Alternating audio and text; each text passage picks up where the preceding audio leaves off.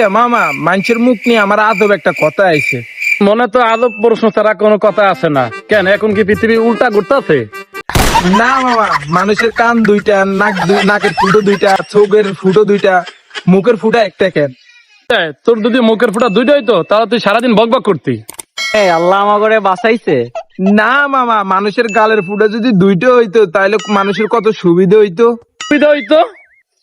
একটা দিয়ে খাইতো, আরেকটা দিয়ে বকবকায়া কথা কইতো।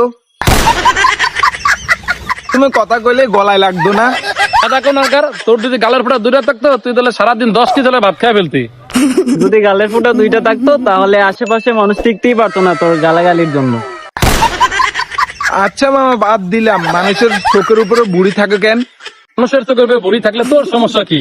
যে চোখের উপরে বুড়ি না থাকলে কি ম্যারাডোনার মতো দেখা যায়? যদি মানুষের চোখের উপরে পুরু না থাকতো তাহলে চোখ আর মুখ সমান হয়ে যেত, তোর দেখতে ডিমের মতো লাগতো।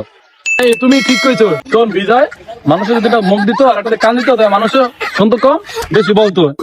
এই জন্য আল্লাহ তাআলা মানুষের দুইটা কান দিছে, একটা মুখ দিছে, যে শুনবো বেশি বলবো কম। আর তুই বিজয় একলাই তো বকবক করা 10 জনের দাম। ওই কামড়ুরে ছাওয়াল কথা হইতে পারে না, ওর কথা তুই একলা বলো সব।